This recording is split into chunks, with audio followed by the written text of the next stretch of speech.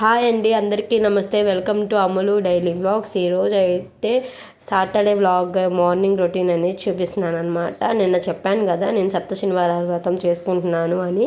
ఆ పూజా విధానానికి కావాల్సిన వివరాలన్నీ నేను తెలుసుకొని నేను మీతో షేర్ చేసుకోబోతున్నాను అనమాట.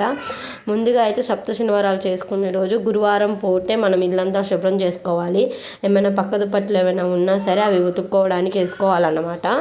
ఇంకొకటి అంట్లు అవన్నీ తోముకున్న తర్వాత ఇల్లంతా నీట్గా ఉంచుకోవాలండి. శుక్రవారం బూజులు అవి దులపకూడదు కదా, అది గురువారమే చేసుకోవాలన్నమాట. ఇంకొకటి ఏంటంటే మనం దేంతో పడితే దాంతో పూజా సామానం అనేది తొడవకూడదంట. ఏదైనా కొత్త వస్త్రం అనేది దేవుడికి సమర్పించుకొని తెల్లగుడ్డ పసుపు నీటిలో ముంచుకొని దండం మీద ఆడేసుకున్న తర్వాత దానికి కుంకుమ బొట్లు అనేది పెట్టాలి.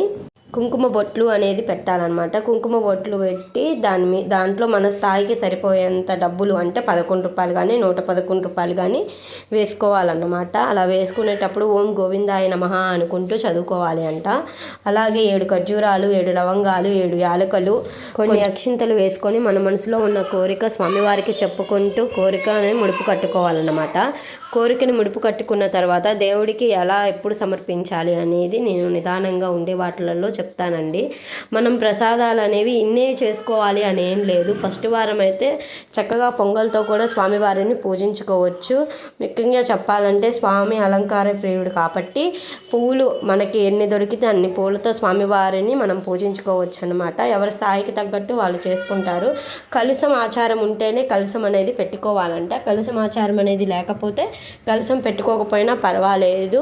స్వామివారిని మాత్రం ఒక పీట మీద ఉంచి పీట మీద బియ్యము అలాగ వేసిన తర్వాత పసుపు కుంకుమతో మనం పూజ చేసుకున్న తర్వాత పసుపు గణపతిని అయితే మొదటి పూజించాలండి. దాని తర్వాత వెంకటేశ్వర స్వామి పటం పెట్టి పటానికి బొట్లు అవన్నీ పెట్టుకున్న తర్వాత మనం పూలు తెచ్చుకుంటాం కదా, పూలని మాల కట్టి తులసి దళంతో మనం పూజ అనేది చేసుకోవాలి. మొదటిగా అయితే పూజా విధానంలో దీపారాధన చేసేటప్పుడు డైరెక్ట్గా మనం అగరత్తులతోనే పూజా విధానం అనేది స్టార్ట్ చేయాలన్నమాట.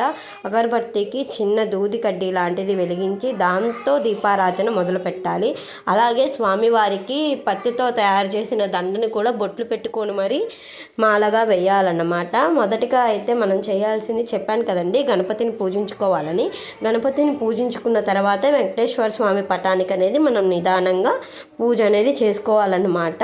నేను తెలుసుకున్న వివరాలు అయితే ఇవ్వండి. మరికొన్ని వివరాలు తెలుసుకొని నెక్స్ట్ వీడియోలో అయితే షేర్ చేస్తానన్నమాట. అలాగే స్వామివారికి ఏ పండ్లతో పూజించాలి, నువ్వులుండలతోనే పూజించాలా లేదా పచ్చ చలిమిడి అనేది ఎలా చేసుకోవాలనేది కూడా నేను మీతో షేర్ చేసుకుంటాను. నేను కూడా ఇప్పుడిప్పుడే తెలుసుకుంటున్నాను. నా వీడియోని కనుక మొదటిసారి చూస్తుంటే లైక్ చేయండి, షేర్ చేయండి, సబ్స్క్రైబ్ చేసుకోండి. అలాగే నా యూట్యూబ్ ఛానల్కి కొంచెం సపోర్ట్ చేయండి. వెనక బ్యాక్గ్రౌండ్లో అయితే కొంచెం వాయిస్ అనేది వస్తూ ఉంటుంది, అదేం మీరేం పట్టించుకోవద్దు. నేనైతే క్లియర్గా చెప్పాను అని అనుకుంటున్నాను. ఈ వీడియో కనుక నచ్చితే చెప్పాను కదా, లైక్ చేయండి, షేర్ చేయండి, కామెంట్ చేయండి.